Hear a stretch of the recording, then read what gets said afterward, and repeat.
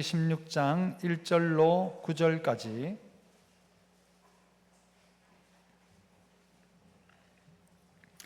제가 1절 먼저 읽습니다. 화면 참고하십시오. 아브라함의 아내 사레는 출산하지 못하였고 그에게 한 여종이 있으니 애굽 사람이요 이름은 하갈이라.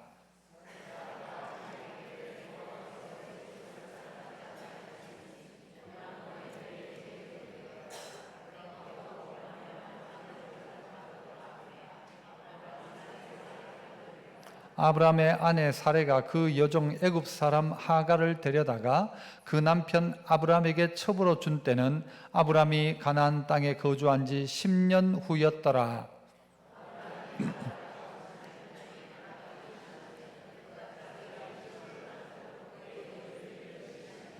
사레가 아브라함에게 이르되 내가 받는 모욕은 당신이 받아야 옳도다. 내가 나의 여종을 당신의 품에 두었거늘 그가 자기의 임신함을 알고 나를 멸시하니 당신과 나 사이에 여호와께서 판단하시기를 원하노라.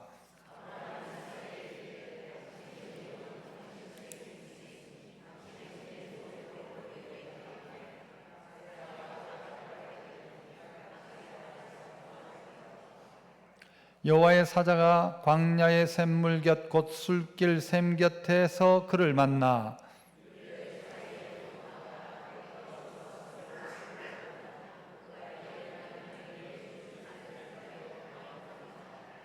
같이요.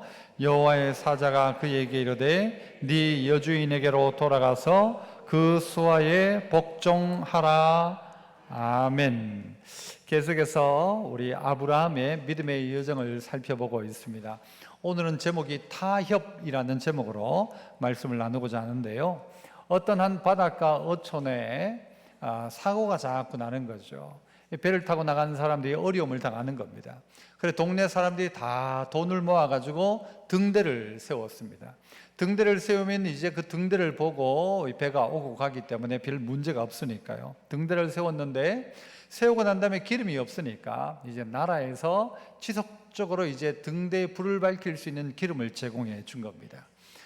한참 이제 등대가 돌아가니까 문제가 없었습니다. 아무 문제가 없었죠. 배들이 어려움을 겪지 않고 다 항구로 다 들어올 수 있었습니다. 그런데 어느 날 그 항구 이 등대 옆을 지나가고 있던 자동차가 길을 가다가 기름이 떨어진 겁니다. 그러니까 이 운전자가 등대지기에 가서 기름을 좀 달라 하는 거죠.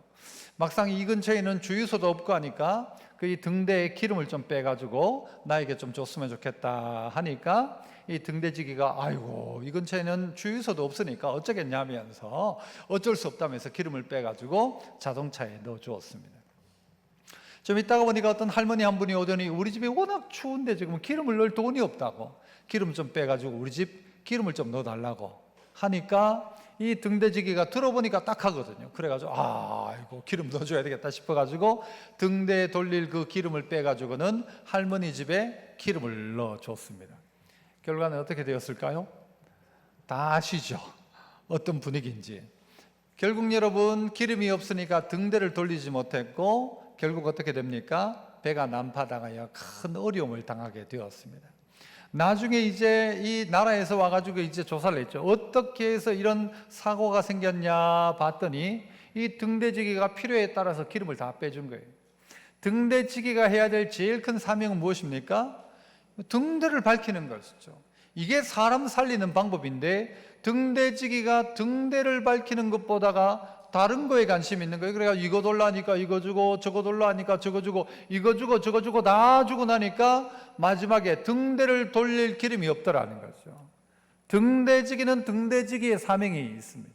등대지기가 해야 될 일은 뭔가 하면 그 등대의 불을 밝히는 것이 자기의 일입니다. 이것을 밝히지 않고 이 기름을 가지고 등대를 밝히지 않고 지나가던 차에 기름을 넣어주고 지나가는 동네 할머니에게 기름을 넣어주면 이거는 직무태만이고 직무유기입니다. 우리의 삶들 속에서도 내가 당연히 해야 될 것들이 있죠. 하나님의 약속이 분명히 있죠. 이거는 바꿀 수 없는 사명이에요. 그런데 이것을 어떻게 하는가 하면요, 타협하기 시작합니다. 저쪽 뭐 급하다 하니까 저쪽 줘버리고 뭐 이거 이렇다 하니까 이거 줘버리고 그러다 보니 진작 자기 일은 하지 못하더라는 것이죠.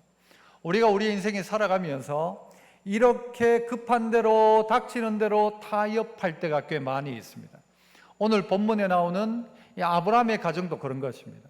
하나님이 약속을 주셨죠. 하늘의 별처럼 바다의 모래처럼 네 자손이 이와 같이 많을 것이다. 많은 자손을 주겠다. 그러나 막상 아브라함에게는 아들이 없었다는 겁니다. 아들이 없는 이 가정의 문제를 어떻게 해결할 것인가? 하나님은 이미 약속을 하셨는데 시간이 얼마 지나갔는가 하면요, 아브라함이 가나안 땅에 들어와 산지 10년 되었는데도 불구하고 아들이 없는 것입니다. 그러니까 이때쯤 되어서 아브라함과 사라가 아들이 없다 이럴 때에 사례가 하나 결정을 하게 되죠. 자, 그 결정은 뭔가 하면 하갈이라는 애굽 여종 하나를 데려다가 아브라함과 함께 함으로 거기에서 이제 애를 만들겠다는 것이었습니다. 그 내용이 어디에 있습니까? 1절 2절이죠. 보시면 아브라함의 아내 사레는 출산하지 못하였고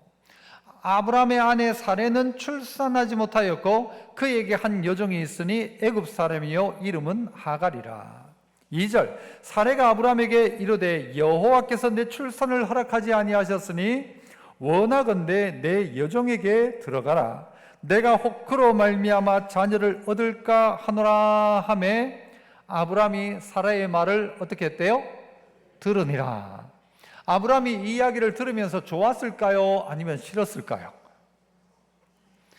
여자분들이 대답하지 마시고, 아브라함은 이 사라의 하인으로 있던 하녀로 있던 이 하갈을 주는 것을 원했을까요? 그렇게 하라 하니까 아브라함이 그 말을 들었다 그래요. 아이고 뭐 그래 뭐 그러지 뭐 이렇게 간 것입니다. 여러분, 이 장면 속에 무엇이 문제입니까?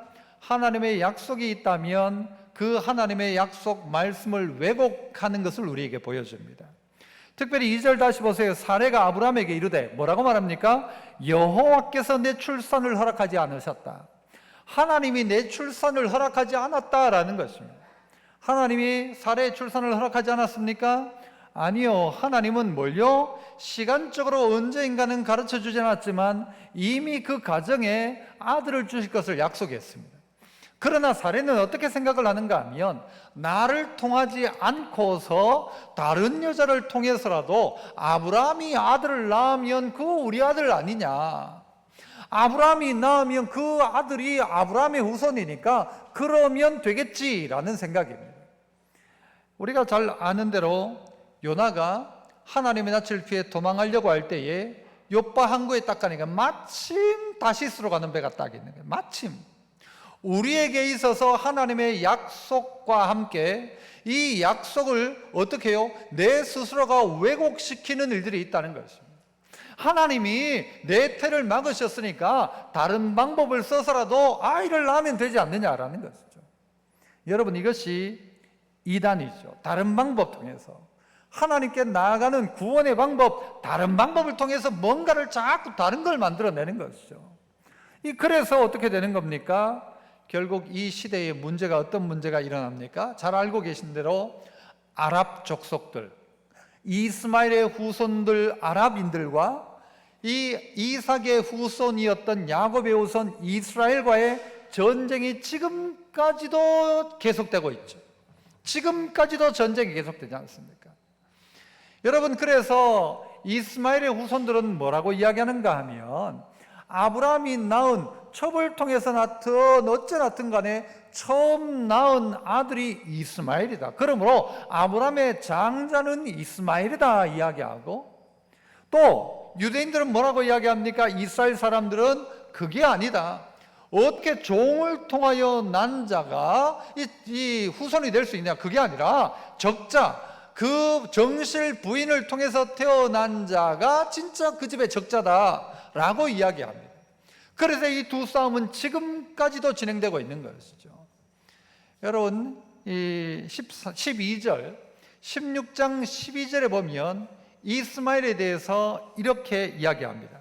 그가 사람 중에 들나귀같이 되리니 그의 손이 모든 사람을 치겠고 모든 사람의 손이 그를 칠지며 그가 모든 형제와 대항해서 살리라.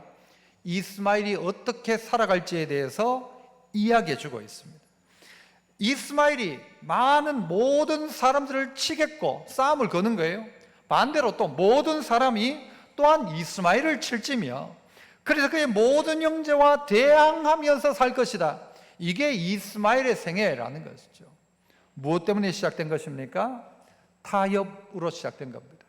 하나님의 약속 말고 우리가 다른 방법을 좀 써서라도, 아니 하나님이 아들 준다 했는데 꼭 그게 아브라함의 우선이면 되지, 무슨 뭐 꼭 사라를 통해서 안 해도 되지 않느냐, 다른 방법 통해도 되지 않느냐라는 것입니다. 그 어떤 교회가 교회를 짓게 되었습니다. 이 교회를 짓는다는 건 얼마나 귀한 일입니까? 교회를 짓는다는 게 얼마나 귀해요. 이거 분명히 하나님의 뜻이에요. 그런데 문제는 그 땅이, 여러분 이게 지목이 이게 건축할 수 있는 게 아닙니다. 그러니까 어떻게 하는가 하면요, 그걸 로비를 통해 가지고 뒷돈을 주고 해가지고 그 땅의 형질을 바꿔 가지고는 교회를 건축했어요. 맞습니까? 어쨌든 뭐 한 거예요? 교회를 지었으니까 잘한 겁니까? 여러분 이건 아니죠. 마치 오늘 이 사라가 하는 일이 뭔가 하면, 아니 하나님의 뜻 뭐예요? 아브라함의 후손 낳는 거 이거 얼마나 중요한 일이냐. 하지만 이 방법을 어떻게 해요? 하가를 통해서 낳더라도 낳으면 되는 것 아니냐는 거죠. 어떻게 하든 자식만 낳으면 되는 것 아니냐라는 것입니다. 이게 무엇이란 말이죠? 말씀에 대한 하나님에 대한 왜곡이란 말이죠. 사라가 생각하기는 여호와께서 내 출산을 허락하지 않으셨다, 그러므로 다른 방법이라는 것. 한 10년쯤 지나니까 답답한 건 누가 더 답답한가 하면요, 아브라함보다가는 사레가 더 답답합니다. 왜 그렇습니까? 여자 나이가 점점 먹어가니까 10살쯤 더 먹어가니까 점점 소망이 없어지는 것입니다. 실제 봐도 아브라함과 하갈이 이제 아브라함이 하갈에게 들어감으로 말미암아서 곧장 임신하게 되죠. 여러분 아이를 낳지 못하는 이유가 무엇이었습니까? 아브라함이 문제입니까? 사레가 문제입니까? 대답은 한번 해보세요. 일단 사레가 더 문제. 아브라함을 봤더니요, 곧장 아이를 낳는 거예요. 아브라함은 별 문제가 없어요. 문제는요 사레예요. 그래서 사레의 몸의 문제입니까? 아니죠. 사실 하나님께서 막으신 것이 맞습니다. 하지만 사레는 하나님이 막으셨다 할 때 사레가 썼던 방법이 뭔가 하면, 하나님 약속하신 은혜를 내게 베풀어 주십시오가 아니라 다른 방법을 쓰기 시작했다는 것이죠. 그래서 하나님의 뜻은 있는데 방법은 뭔가 하면 전혀 사람의 방법인 것이죠. 그래서 성경은 이야기하기를 하갈을 통해 태어난 이것을 육체를 통하여 태어났다라고 이야기합니다. 내 방법 가지고 만들어낸 것이죠. 나의 부족함을 하갈을 통해서 만들어내겠다는 거죠. 내가 없으니까 하갈을 대신해 가지고 내 부족함을 채워야 되겠다. 그래서 어쨌든 아들 낳아야 되겠다는 것입니다. 여러분 우리는 바로 이 문제 앞에 늘 봉착할 때가 있습니다. 하나님의 말씀이 있어요. 분명히 하나님의 뜻 분명해요. 그런데 과정을 전부 왜곡시켜버리는 거예요. 그래서 하나님의 방법의 뜻이라는 참 대단한 목적, 목표를 두고 있는데 과정은 다 잘못된 방법으로 할 때가 많다는 것이죠. 하나님의 일을 한다 하면서 꼼수를 쓰고, 하나님의 뜻을 이룬다 하면서 사람을 괴롭히고, 이런 방법을 쓴다는 말이죠. 여러분 우리는 조급해하면 안 됩니다. 이번 이 기회를 놓치면, 조금이라도 시간이 더 늦춰지면 아이를 더 못 낳을 거고, 이게 마지막 방법이다. 그러니까 다른 방법 없고 이제는 이 방법밖에 없다라고 하는 것이죠. 그러니까 어떻게 해요? 다른 방법을 쓰게 되는 것이죠. 우리에게 이 하갈, 우리에게 복으로 주어진 것 같은 애굽에서 데리고 온 여자였습니다. 애굽 사람이었다고 했잖아요. 아브라함이 애굽 갔다가 아마 데려왔을 그런 사람이 바로 하갈이었을 겁니다. 내가 할 수 있는 차선책들이 나를 망하게 할 때가 있습니다. 하나님의 약속 아니라 자꾸 다른 하나님의 말씀을 왜곡하고 다른 타협을 자꾸 함으로 말미암아 하나님을 신뢰하지 않고 내 방법을 자꾸 쓰기 시작하는 것이죠. 그래서 야, 이건 방법이 있다, 요래 하면 된다, 다른 여자 데리고 오면 되지, 이 방법으로 하면 되지. 좋은 방법 같고 멋진 방법 같지만 이건 하나님의 방법이 아니었다는 것이죠.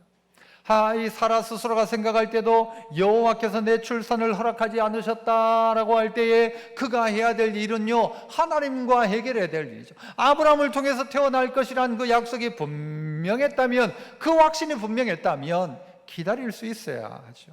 기다리지 못했다는 것입니다. 여러분, 우리가 타협에 빠지는 것, 아브라함이 이 사라의 말을 듣는 이런 모든 것들도요, 자세히 보면 혼자 되는 것은 아닙니다. 우리가 하나님의 약속을 지키는 것도 혼자가 아니었습니다. 도와줘야 하는 것이죠. 아내가 돕지 않으면 아브라함도요, 흔들리기 시작하는 것입니다. 아내가 돕지 않으니까 아브라함도 그냥 아내가 하는 말을 쑥 받아가는 것이죠. 에덴 동산에서 하와가 아담에게 뭘 줍니까? 이 선악과를 먹자고 이야기하죠. 똑같은 것입니다. 이 사라가 아브라함에게 이 하가를 통해서 해라 하는 것처럼, 하와는 아담에게 선악과를 먹어라, 먹으면 눈이 밝아진다, 하나님처럼 된다라는 것이죠. 자꾸 남편에게 그렇게 하는 것입니다. 잘못된 길로 가는 일에 있어서도 이 아내가 이 일을 할 수 있는 것입니다. 왜곡하기 시작하면 옳은 길을 가는 것도 아내가 돕지 않으면 할 수가 없습니다. 한 가정 안에서 말이죠. 남편이 옳은 길, 약속의 사람으로, 복 있는 사람으로 서기 위해서 누가 필요한가 하면요, 사례가 아니라 사라가 필요한 것입니다. 이 사라가 되어져야 하는 것, 믿음의 사람이 되어져야 하는 것입니다. 그래야 이 믿음의 약속이 이어져 가는 것입니다. 단지 그냥 한번 저기 어디서 데리고 온 여자를 통해서 아니라는 말이죠. 이 약속을 위해서 믿음의 남편, 믿음의 아내로 설 수 있어야 된다. 그래서 하나님의 약속을 어떻게 하지 마라? 왜곡하지 마라. 그래서 자꾸 뭔가와 타협하려고 하지 말고, 하나님의 약속이 있다면 묵묵히 기다리는 것이죠. 묵묵히 기다리는 것입니다. 지금 10년을 기다렸지만 사실 여러분 나이를 한번 계산해 보면요, 이 아브라함이 80년 된 쯤이니까 75세에 와가지고는 85세 되었을 때 이제 이 하갈과 함께 합니다. 그리고는 그 다음에 86세 때 아들을 낳게 되죠. 그러면 이삭은 몇 세에 낳습니까? 아브라함 나이 100세에 이삭을 낳게 되죠. 그러면 이 아브라함이 여러분 75세 출발해서 100세까지면 몇 년이 걸린 겁니까? 이삭을 낳는 데는 25년이 걸린 것입니다. 그리고 이스마엘을 낳을 때까지는 낳는 날로 하자면 11년이 걸린 것입니다. 여러분, 이 시간의 이 개념 속에 계속해서 어떻게 해요? 아브라함에게 하나님은요, 기다리기를 원하십니다. 기다리면서 뭐라고 했어요? 믿음의 여정의 훈련들을 한 시간 하고 있는 거예요. 그래, 지금 시간에는 뭔가가 자꾸 다른 방법으로 타협하기를 원하는 거예요. 그거 말고 다른 방법으로 했으면 어떻겠냐, 요거 말고 다르게 했으면 어떻겠냐라고 자꾸 사단은 우리를 유혹한다는 거죠. 그렇게 하지 마라. 어떻게 해라? 끝까지 기다려라. 하나님이 허락하지 않으셨다면 기다려라. 기다리면 된다. 약속하셨잖냐, 그 약속을 부여잡고 기다리라라는 것입니다. 두 번째, 오늘 이들에게 있어서 이 타협은 멸시와 학대라는 것입니다. 한번 따라할까요? 멸시, 학대. 이게 무슨 이야기입니까? 여러분, 이래서요, 아브라함이 그 여종 하갈에게 들어갑니다. 들어가자 곧장 임신을 한 거죠.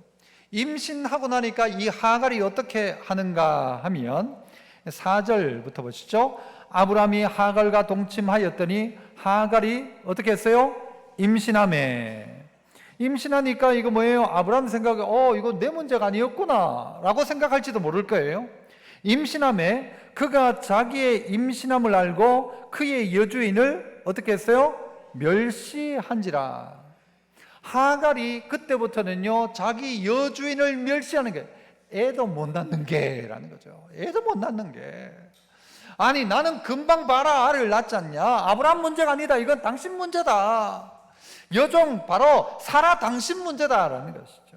그렇게 하면서 여주인을 멸시하기 시작합니다.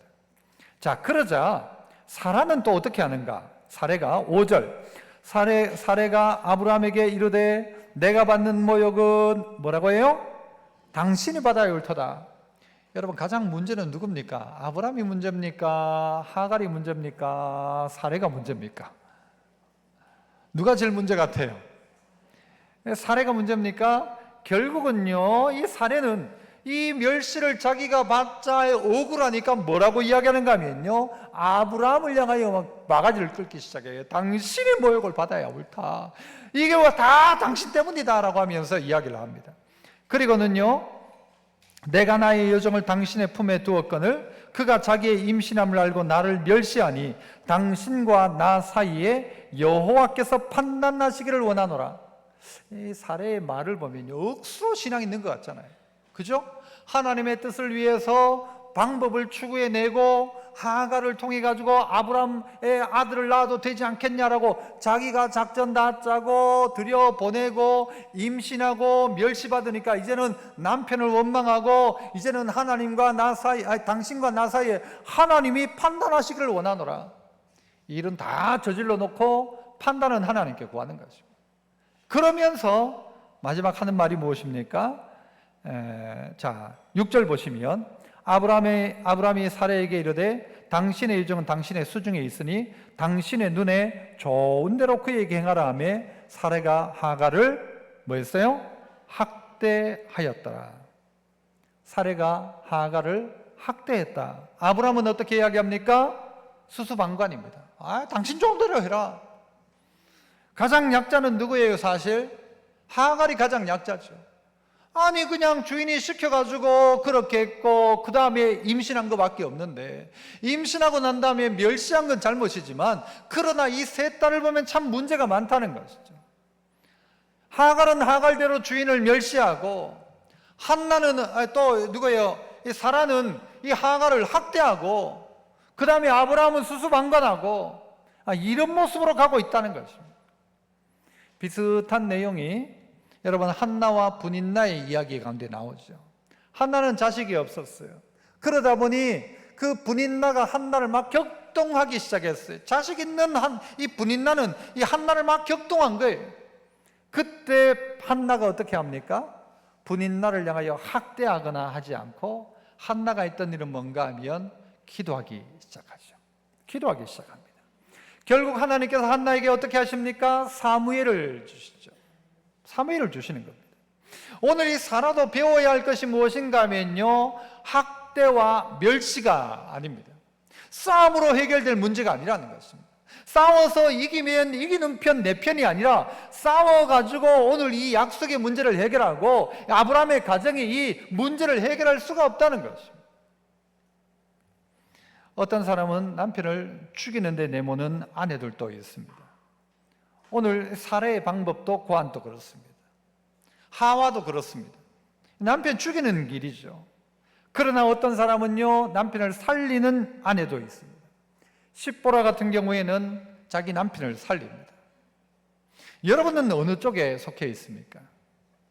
여러분 스스로가 만들어낸 하나님의 말씀에 대한 타협과 왜곡을 통해 가지고는 문제가 발생하기 시작하는데, 이걸로 해결될 것이라 생각했는데 관계가 더 복잡해지기 시작하죠. 멸시와 학대가 있습니다. 믿음의 사람인데도 불구하고 그 집에 있던 종을 학대하기 시작하는 것입니다. 종이었는데도 불구하고 여주인을 향하여서 멸시하기 시작합니다. 질서가 다 깨어져 버리는 것이죠. 아내가 남편을 향하여 원망하기 시작합니다. 다 당신 때문에 그렇다. 당신 때문에 이런 문제가 생겼다라고 이야기하죠. 전부 다 이 멸시는, 모욕은 당신이 받아야 된다라고 이야기하죠. 그리고 자기는 떳떳한 거죠. 당신과 나 사이에 하나님이 판단하실 것이다. 너무 떳떳해요. 여러분, 우리의 인생 가운데 하나님의 일을 한다 하면서 자기는 정말 잘못된 일들을 하면서도 하나님의 일을 한다 생각해요. 그리고 잘못되게 해놓고 난 다음에도 어떻게 생각하는가 하면요, 나는 지금 고난을 당하고 있다 생각하는 사람이 있어요. 자기가 잘못해가지고 죄값을 치르면서도 자기는 지금 고난을 당하고 있대요.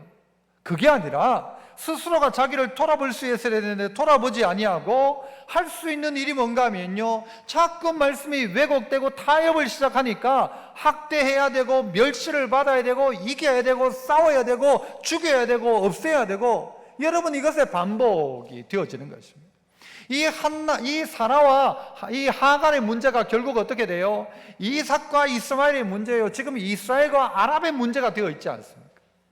학대로 되지 않습니다. 멸시로 되지 않습니다. 대포를 쏘고 비행기로 폭격을 하고 터뜨려서 해결될 문제가 아니라는 것입니다.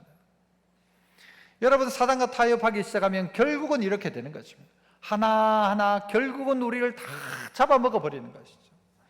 사막에 어느 추운 밤에 텐트를 하나 딱 쳤어요. 너무 추우니까 안에서 난로를 켜놓고 딱 있는데 밖에 있던 낙타가 이야기를 합니다. 만들어낸 이야기죠. 그러니까 낙타는 말 못해요. 낙타가 뭐라고 하는가 하면, 주인님 제발 너무 추워서 그런데 내 코만 좀 텐트 안으로 넣을 수 있겠냐고. 그러니까 주인이 생각할 때예요. 그 정도 못해주면 안 되지. 그래, 네 고생했는데 코 넣어라 그랬어요. 코를 딱 넣었어요. 넣으니까 이 낙타가 또 이야기하는 거예요. 뭐라고 하는가 하면, 주인님 코를 넣고 나니까 목까지 머리까지만 넣을 수 있도록 해주면 안 되겠습니까? 주인이 그래, 머리도 넣어라. 그 다음에는요, 주인님 앞다리만 좀 넣을 수 있도록 해주십시오. 그 앞다리를 넣었어요. 나중에는요, 뒷다리도 넣을 수 있도록 해주십시오. 넣었어요. 결국 어떻게 됐을까요? 주인이 쫓겨났답니다. 여러분, 우리가요 하나 빼앗기다가 다 빼앗기는 것입니다. 요렇게 요거 타협하고 그래가지고 요거 빼먹고, 요거 타협해가지고 그냥 안 해야 되는 건데 하고, 요 어떤 위기를 모면하기 위해 가지고는 싹 그렇게 넘기고 요렇게 하다가 결국은 봤더니요, 하나님의 뜻은 온데간데 없고요, 뭐만 남는가? 싸움만 남아있더라는 거예요. 멸시와 학대가 남아있어요. 누구 가정에? 복이 되어야 될 가정 안에 난리가 난 거죠. 지금 이 무슨 말입니까? 멸시와 학대가 웬 말입니까? 남편이 기준을 잡아야 되는데 남편이 기준을 잡지 못했습니다. 남편이, 이 아브라함이 아내 말만 들었어요. 아내 시키는 대로 했는데, 여러분 그게 뭔가 하면 아브라함 스스로도 생각할 때 그게 좋겠다라고 생각했던 거죠. 둘 다의 모두의 잘못인 것입니다. 이들이 하나님의 뜻을 다시 한번 찾기를 원했었다면 이러지 않았겠죠. 잘못된 시작이 서로의 상처만 남기고 인간관계는 깨어져 버리는 것입니다. 하갈은 멸시하고 사라는 학대하고 아브라함은 방관하고, 그런데 하나님은 어떻게 하시는가? 이 사라에게도 긍휼을 베푸시고 하갈에게도 긍휼을 베푸시고 아브라함에게도 긍휼을 베푸십니다. 이 하나님이, 그러니까요, 우리의 구원이 우리에게 있지 않는 것이죠. 하나님이 사라에게 긍휼을 베풀어줘요. 그리고 하갈에게도 긍휼을 베푸시고 아브라함에게도 긍휼을 베풀어 주십니다. 그래서 오늘 우리에게 있어서 멸시냐 학대냐 싸움으로 해결되지 않는다. 누구 탓하고 누구 핑계해가지고 문제가 해결되는 것이 아니다. 결국은 돌아갈 건 무엇입니까? 하나님의 약속을 다시 한번 기억하고 찾아내는 게 더 중요한 일이라는 것이죠. 여러분의 문제 가운데 있는 분이 있다면, 내가 그 인간 내가 그냥 안 둔다, 이걸로 해결 안 된다는 겁니다. 여러분이 할 수 있는 여러분의 능력 가운데, 내가 다른 건 몰라도 내가 말로 내가 다 소문 다 낼 거다, 멸시하고 뭔가를 복수하려고 해가지고 해결될 문제가 아니라는 것이죠. 믿음의 가문, 믿음의 여정을 만들어가는 과정은 싸움이 아닙니다. 싸움이 아니라 여러분 하나님의 뜻을 찾아서 기도하고 인내하고 기다리는 것인데, 자, 그렇다면 이제 마지막은요, 따라서 한번 또 해볼까요? 도망, 복종. 지금 이거 누구 이야기인가 하면 이건 하갈 이야기입니다. 도망갈 것인가 복종할 것인가. 도망을 가야 하냐 복종해야 되냐. 하갈이 이제 배가 딱 불러 임신을 했는데, 누가요? 사례가 계속 학대를 하는 거예요. 학대를 하는데, 여러분 임신한 사람은 조금만 해도 이 감정 기복도 심하고 사실 참 어려운 게 이 임신한 사람의 상태 아닙니까? 그런데 임신한 사람을 학대를 하니까 이 애기 엄마, 이 태중의 임산부가 견디지를 못하고 도망을 가버린 겁니다. 도망을 막상 나가보니 어딘가면요, 광야예요, 광야. 어디 가서 어떻게 살아요? 도망은 나왔는데 살 길이 막막한 거죠. 그래서 이 사례가 하갈이 도망가고 난 다음에, 그런데 7절 보시면 뭐라고 합니까? 여호와의 사자가 광야의 샘물 곁 곧 술길 샘 곁에서 그를 만나 이르되 사라의 여종 하가라. 하갈이 누구라고 해요? 사라의 여종 하가라. 네가 어디서 왔으며 어디로 가느냐? 그가 이르되 나는 내 주인 내 여주인 사라를 피하여 도망하나이다 라고 이야기해요. 그러자 여호와의 사자가 9절에 뭐라고 합니까? 여호와의 사자가 그에게 이르되 네 여주인에게로 돌아가서 그 수하에 복종해라. 한쪽 마음은 도망가는 마음이고 한쪽 하나님의 사자의 말씀은 복종해라 라고 하는 거예요. 하갈에게. 여러분 도망가야 합니까? 복종해야 됩니까? 한번 당해보세요. 그러면 그런 말 못할걸요 라고 할 사람도 있을 겁니다. 아니 사라가 얼마나 나를 학대했는지를 알면 돌아가라 소리 못할걸요. 하나님의 사자가 다 알고 있었을 겁니다. 그러나 돌아가서 복종해라 라고 이야기합니다. 복종하라는 것이죠. 왜 이렇게 이야기하고 있을까? 우리에게 있어서는 늘 어떤 마음이 있는가 하면 도망가고 싶은 마음이 있어요. 벗어나고 싶은 마음이 있단 말이죠. 그런데 하나님은 뭐라고 하는가 하면 그 수하에 복종해라 라고 이야기합니다. 이스마엘, 사실은요 우리는 이스마엘을 생각할 때 특별히 이스라엘과 어떤 나라가 전쟁을 했다면 우리는 거의 대부분 이스라엘 편을 들려는 마음을 가지고 있을지 모를 것입니다. 그러나 사실 따지고 보면요 이스라엘 안에 있는 기독교인과 아랍 지역에 있는 기독교인 중에 누가 많은가 하면 아랍 지역의 기독교인이 훨씬 많답니다. 훨씬 많대요. 이스라엘이냐 이스마엘이냐 해가지고는요 우리는 무조건 이스라엘 편 들어요.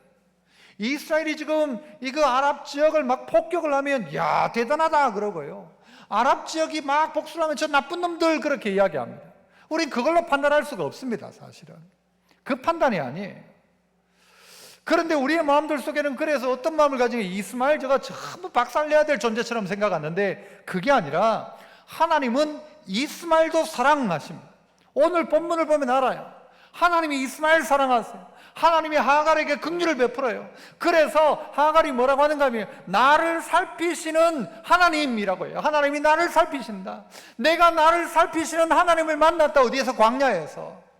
하나님이 이스마엘 사랑하시고 하나님이 하갈도 사랑하십니다. 그래서 어떻게 해요? 이들 모두가 살 길은 어디에 있는가 하면 누구에게 돌아와야 되는가 하면요 믿음의 자리로 돌아와야 합니다. 무슨 이야기냐? 결국 온 인류가 누구에게 돌아와야 되냐? 이스라엘도 아랍도 이스마엘도 유대인들도 다 누구에게 돌아와야 되느냐? 아브라함의 진짜 후손 누구입니까? 사라를 통하여 태어난 자유한 후손이었던 아들, 결국 누구요? 예수 그리스도께 돌아와야 된다. 도망가지 말고 돌아와야 한다. 예수께 와야 한다는 이야기를 하고 있는 겁니다. 누구든지 간에 이 안에 돌아와야 한다는 것이죠. 그 수하에 복종해라. 돌아와라. 우리의 살 길은 여기에 있습니다. 도망가는 것이 아니었습니다. 다른 데 가는 것이 아니었어요. 하나님의 은혜가 임할 때 돌아오게 되는 것. 이스마엘이 돌아옵니다. 우리의 형제 이스마엘인 것입니다. 우리의 형제 하갈인 것입니다. 그 하갈도 하나님의 은혜의 품 안에 돌아와야 하는 것이죠. 그 하갈이 광야에서 자기를 살피시는 하나님을 만나서 그의 신앙의 고백을 하고 있죠. 뒷부분에 보면 그렇게 나오죠. 그래서 브엘라헤로이, 나를 살피시는 하나님, 그 하나님을 하갈은 고백하고 그 명령에 따라 어떻게 해요? 곧장 그리로 돌아와서 뭐 하게 됩니까? 출산을 하게 되어집니다. 성경은 이런 이야기를 합니다. 갈라디아 4장 21절 이하의 형제들아 너희는 이삭과 같이 약속의 자녀라. 그러나 그때 육체를 따라 난 자가 있다. 육체를 따라 난 것은 누군가 하면 바로 이스마엘입니다. 하갈을 통해 태어난 이스마엘. 그래서 성령을 통하여 태어난 자가 있어요. 그는 누구입니까? 사라의 몸 자체가 회복되어 가지고 무슨 뭐 약을 잘 먹어 가지고 아니라 성령으로 따라 난 자라고 했어요. 그래서 그 사라를 통해서 태어날 수 없는 상황이었던 그를 통하여서 태어난 아들, 그리고 그 후손 예수 그리스도, 그렇게 이야기할 수 있죠. 이제도 그러하도다. 30절 그러나 성경이 무엇을 말하느냐? 여종과 그 아들을 내쫓으라. 여종의 아들이 자유에 있는 여자의 아들과 더불어 유업을 얻지 못하리라. 이 이 바로 이스마엘은 유업을 얻지는 못해요. 이 유업은 누구를 통해서란 말이죠? 예수 그리스도를 통해서란 말이죠. 31절 그런즉 형제들아 우리는 여종의 자녀가 아니요 자유 있는 여자의 자녀다. 우리 오늘 이 자리에 있는 우리 모든 이방인들이었던 우리들도 어떻게 해요? 자유한 아브라함의 후손이 되었다. 그래서 어떻게 해요? 누구든지 그 안으로 돌아와야 합니다. 누구든지 그 안에 들어와 복종하도록, 주의 법 안에 돌아올 수 있도록, 주의 은혜 안에 돌아올 수 있도록, 그래서 주의 긍휼이 임하는 그 현장에서 하나님을 만나고 돌아올 수 있도록, 그래서 그의 고백이 나를 살피시는 하나님이라 고백할 수 있도록 해야 한다는 것이죠. 성도 여러분, 우리는 믿음의 길을 걸어가다가 보면 수많은 타협이 있습니다. 우리를 향하여 미혹합니다. 야, 이렇게 해보자, 저렇게 해보자. 그때마다 여러분 그리로 따라가지 말아야 합니다. 세상의 수많은 유혹 가운데서 우리는 믿음을 지켜나가야 합니다. 믿음을 꼭 지켜야 합니다. 그래서 내가 할 수 있는 최선과 차선이 있는데, 최선의 최고의 적은 누군가 하면 차선이란 말이 있어요. 최선이 있어요, 하나님의 방법이. 그런데 그거 말고 다른 방법이 자꾸 생각나는 거예요. 그거 놓고 하나님의 방법을 찾아라. 멸시하고 학대하고 사람과 싸워서 이기려고 하지 말고, 그 현장 가운데서 문제가 있으면 누군가가 그렇게 하면 기도해라. 한나처럼 기도하고 그 문제를 이겨내라. 그리고 도망가지 마라. 도망가지 말고 수하에 복종해라. 그러면서 그 안에서 하나님의 뜻을 찾아라 라고 하면서 결국은 어떻게 해요? 시간이 지나 아브라함 가운데 사라를 통하여서 후손이었던 이삭이 태어나게 되는 것입니다. 성도 여러분, 이삭의 태어남 그 자체도 중요하지만 오늘의 이 과정 다시 한번 돌아보면서 내가 세상과 타협함으로 말미암아 불행의 씨앗을 만들고 있지 않는지 자신을 돌아보고 하나님의 약속을 다시 한번 신뢰하는 은혜의 역사가 여러분 모두에게 있기를 축복합니다. 은혜로우신 아버지 하나님 감사합니다. 살다가 보니 하나님의 뜻과 분명히 반대되는데도 불구하고 내가 하나님의 뜻을 이루기 위해서 하나님의 뜻을 거역하는 그런 삶을 살아갈 때도 있었음을 고백합니다. 이 9월의 첫날 가운데 우리의 마음속에 타협하지 아니하고 믿음 꼭 지키기를 결단하여 이 9월 한 달간에 승리하는 우리 모두가 되게 하시고, 하나님의 뜻과 하나님의 방법이 하나님의 때에 고스란히 우리 모두에게 임할 수 있도록 기다리고 인내하는 믿음의 성도 다 되게 하시고, 우리의 있는 자리에서 주님의 뜻 앞에 수종들며 순종하고 하나님의 뜻을 구하며 나아갈 때에 하나님의 놀라운 은혜의 역사와 긍휼의 역사가 연약하고 무능하고 무자한 우리 모두에게 나타날 수 있도록 주님 도와주옵소서. 주께서 9월 한 달의 삶 가운데 복 주시기를 간절히 원하옵고 예수님 이름으로 기도하옵나이다. 아멘. 내 평생